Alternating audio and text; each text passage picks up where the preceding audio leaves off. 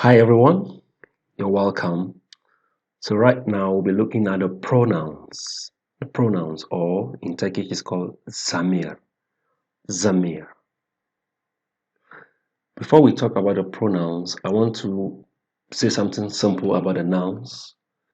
I am sure most of you know that the noun is just a name of a thing, a place, a food, any object at all, right? So there is no need talking much about that, but I think I should just mention it. So some examples of nouns as we saw earlier. For mother, Anne. Cat, Kedi. Ball, top. Book, Kitab. Pen, Kalem. Okay, so we use the pronouns to represent the nouns, or in a better way, we use the pronouns in place of the noun. So here we'll be looking at the personal pronouns and the possessive pronouns. Of course, there are different types of pronouns, but the other ones are beyond the scope of this lesson. Now let's begin. Ben, Ben, I. Sen, Sen, you. Oh, oh, he, she, it. So here the Turkish people don't have separate word for he, she, it. O takes care of all of them. Bees, bees. We, sees, sees. You, plural. Onlar, onlar. They. Okay. So in pictures, it's just you, Ben. Sen. O, O. Bees, sees. Onlar. Okay, this place is very important. I want to try to draw your attention to something here again. So the word for to love is sevmek. Here I've color-coded some words and suffixes. First, let's look at the blue one. On the left, you can see seni, beni, bizi, seni, onları, sizi. First one, I love you, is ben seni seviyorum. The blue here represents this blue here. So you. But this is an object. So is this one.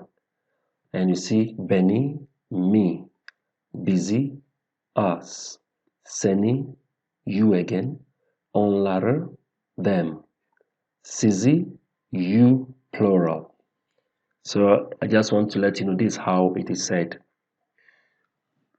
Also here, ben seni seviyorum, which is I love you. You can put it this way also, just seni seviyorum. That is, you are dropping the ben.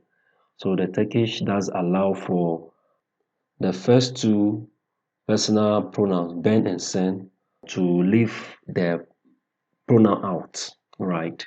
That is what happens. But more important for me here is the red coded suffixes. Why do we have this? So when you are using a verb with the pronouns, the personal pronouns, you want to add some suffixes to represent the person. That is what actually gives you the power to be able to drop some of these personal pronouns. Now, for these personal pronouns, they also follow the harmonization rules. Okay, so here in this particular case, we use or Here sun, here us, here suns, and lar. Okay, so know that when you're using the personal pronouns with a verb, the verb must carry some suffixes. But which one to add?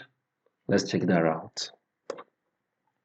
So these are the suffixes. As I mentioned earlier, you must follow the harmonization rule. So for Ben, These are the suffixes you have to add to the verb. Let me also mention that this also works with nouns, okay? Okay. So, im, sen. This is a mistake. Sen, soon, soon. I should add n here. Im, ooze, is, use. Sinus, sinus, sunus, sunus. Lar, ler. Okay. Now, how do you know which one to add? So if the last vowel in the verb ends in either U or O, which are all hard vowels, then you must use the U form of the suffix. Okay, so when I said the U form, I meant the and soon, for example. In this case, you can also add the U's and sunus, right? Because they are all in the hard vowel category. For example, ben seni seviyorum. If you see here, the verb is seviyor. The last vowel here is O, which belongs to this group. So therefore, we choose the U group, for ben, seni seviyorum.